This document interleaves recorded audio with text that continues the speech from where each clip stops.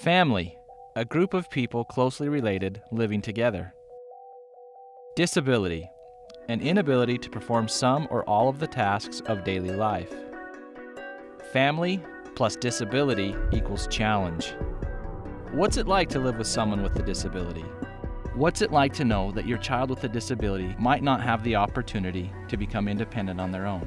What's it like to spend your golden years caring for a family member with a disability? And what is it like to do these things without help?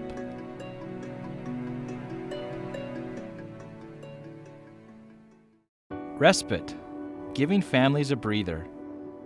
Utah families caring for someone with a disability are in dire straits. Many take pride in taking care of their own, but for some, taking care of their own is overwhelming. The emotional, financial, and physical strain is tremendous. Hoping that extended family, neighbors, church, and charitable support will fill in the gaps is unrealistic. Lifelong care of an individual with disabilities requires more than you can expect from volunteers. Public funding of services for individuals with disabilities rescues families from crisis. If we don't pay to help now, we'll pay far more later. We can't afford to let families fail.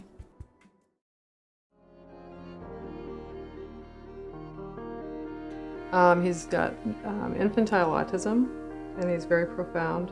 He's got language processing, expressive receptive language processing disorder with that. He has a diagnosis of MR. He's just turned 20.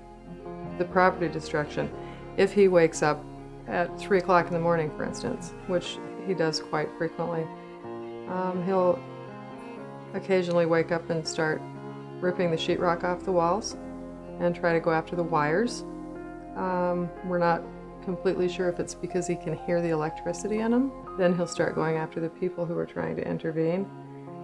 And there's kicking, hitting, punching, biting, scratching. He'll rip your clothes off from the inside out. The severity of that can be anywhere from fingernail scratch marks that cause bleeding to plastic surgery. With our situation, there's a lot of people that really are very well-meaning, and they usually wind up in the same arena. Well, why don't you just have him go live somewhere else? Institutionalize him, put him in a group home, put him over here, because that's going to fix your problem. It's still your child. The other thing with Teddy is he does have some medical needs. Just make him so vulnerable that he would not survive it.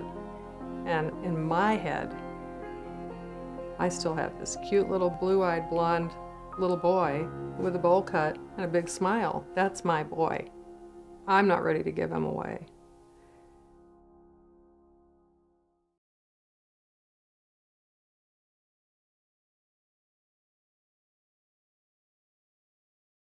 Respite care is a necessity for people like Susie. Her children have significant disabilities and recurring medical needs. They will never walk or talk. 3 of her boys are in wheelchairs, and she's uncertain about what lies ahead. They have a undiagnosed hypomyelination disease. I've been told it's kind of like cerebral palsy. Their muscle tone is affected to where it's really floppy centrally, where they can't hold their head up very well, but then their arms and their legs are kind of stiff, so it's kind of awkward for them to try to pick things up or to do anything. It's hard for me to work, and so we struggle, and we don't have a handicap accessible van. We are on the DSPD program, and we receive respite care. It allows a caregiver to come into our home and help me with anything that I need help with. It seriously is a lifesaver. There's no way I could do what I do without the DSPD program. No way.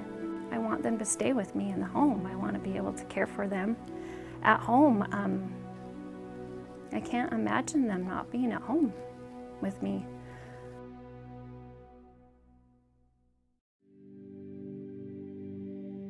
Imagine yourself in a situation where your child is a potential danger to your family. What if your extended family is unable to help you and you have no other supports? What are your options? Katie's parents, John and Kim, moved to Utah 4 months ago. They have no supports for Katie and were told there's no hope for any in the near future.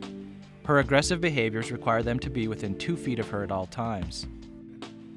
Katie's been diagnosed with severe autism, and as the years went by, we learned that she had very severe autism. With Katie, she's like a light switch. She's either really good or it's the light switches and she's really not good. She's put holes in walls. She's, over the course of the year, she's destroyed 2 or 3 doors. But when she's good, she's good. She's happy. She's a hoot. She's got a great personality. So, I mean, we're a family of busted lips and black eyes. And we're constantly on alert. Hand-shaped bruises. That's the hard part, is when you let your guard down. Just for that second, she's taking advantage of you. Yeah. My sister is a nurse. She had her for 45 minutes and had a blowout, and she says, I'll never do it again. That was the last time she ever watched her Yeah, for us. so as far as family, no. And we usually get the same response from people at church as well. Good intentions, but who knows what to do to help people that have kids with autism. Yeah. That's the hard part. If Katie's parents could look down the road, they might see a situation like Kylie and her sister Madison. Adults with disabilities living at home with behavioral issues and parents trying to cope still. They are identical twins. They get up at 8:30 in the morning. We get them ready, and at 9 o'clock a staff member comes in for each girl. And then we start our day program, and it runs from 9 to 5 through their picture program. They decide what they're going to do, where they're going to go, and how they're going to, spend their time in their day. It consists of going out in the community. I think Madison will always choose to go on the train or the bus.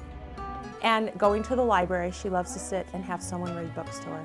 The family walked away a long time ago. Madison and Kylie are 25 years old.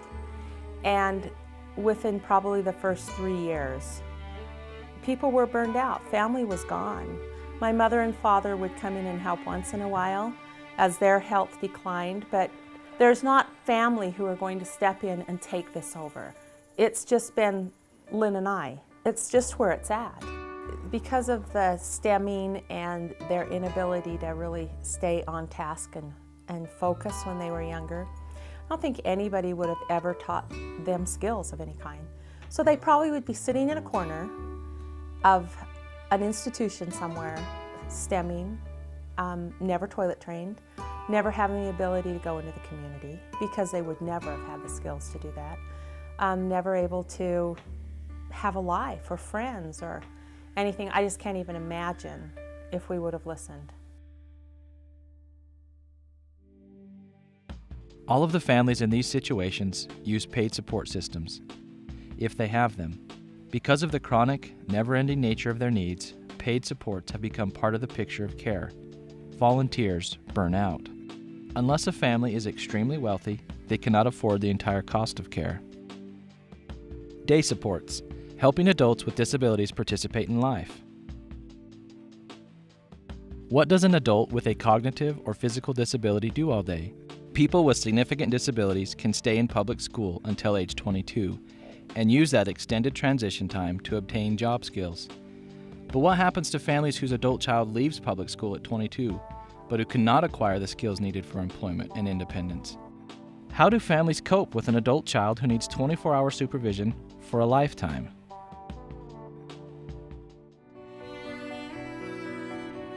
He has autism and a seizure disorder. Nathan has been here at Park for just over a year now. Graduated through the STEPS program here in Davis County, and we are paying for it. For us, we have always felt very strongly that Nathan is our responsibility. We will do all that we can, but we can see that in a few years, when Tom retires and... Well, and not only that, we've had a lot of support, a total of 4 children, but 3 older children, and when they were home and younger and available, they helped a lot. Probably a little more help with this, with the day support. Yeah, we did a couple of years ago, they did a one-time funding for respite care. And so for 9 months, we had a little bit of funding there, and that was really nice. These people are at a little disadvantage, I feel. They just aren't able to advocate for themselves in the way that other people do. And so. And programs like this certainly help, but he really needs something on a pretty ongoing basis to be able to maintain skills and abilities.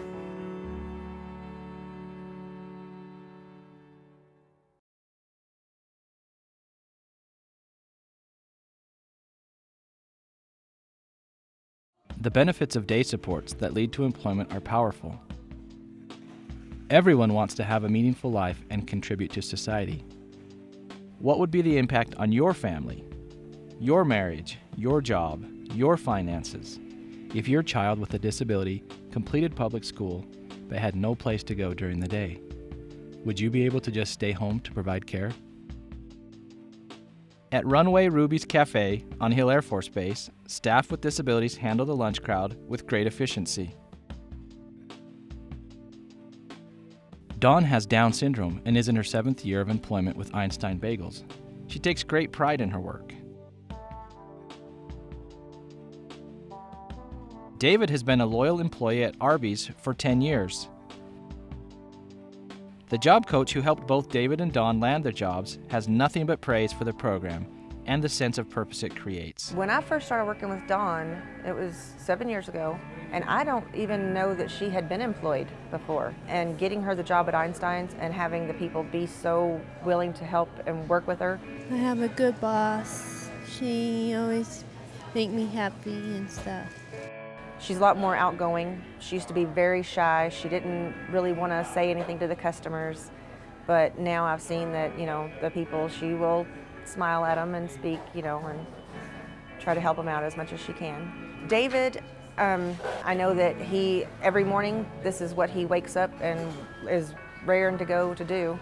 And now has just grown so much. People with disabilities can do just about anything that anybody else can, and they deserve that opportunity, just like the rest of us do.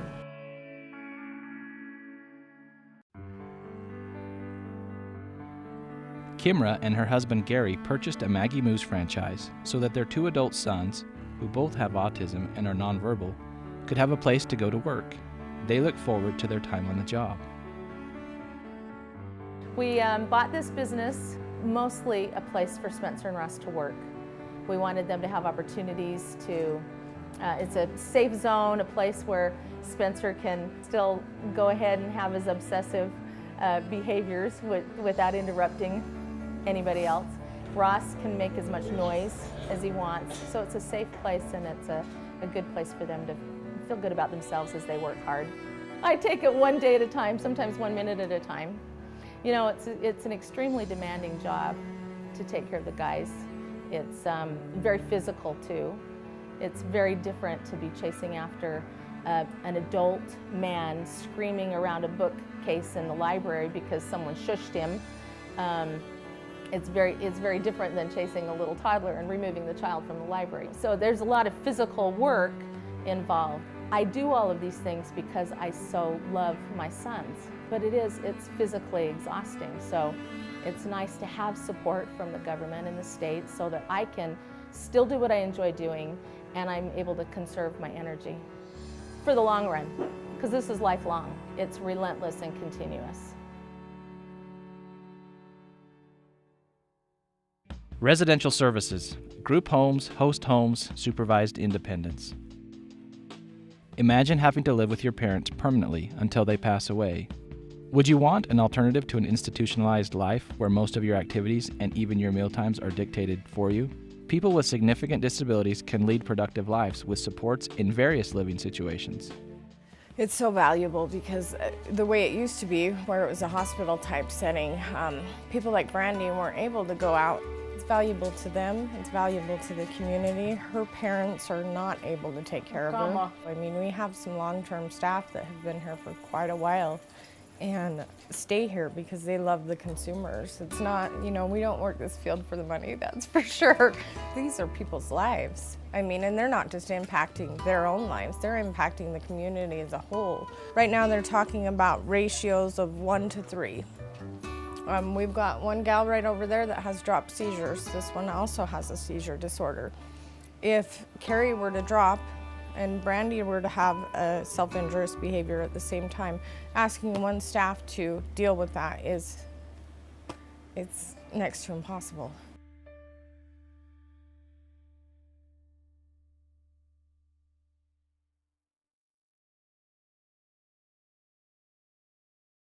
People with disabilities and their families don't want handouts. They need a hand up. parents need to be able to count on some respite hours to give them time to recharge. Restoring a frazzled parent's energy with scheduled breaks costs far less than the scenario of parents in crisis. If a family no longer can care for their child, everyone pays a much higher price. Day services provide jobs and a sense of contributing for our citizens with disabilities. They're willing to do the work. Let's give them the opportunity. Residential options for individuals with significant disabilities provide a sense of independence. Please support public funding for individuals with significant disabilities. Their families will always face significant challenges. But if we lend a hand now, we can save money by smoothing down the rough road and bringing hope for a promising future.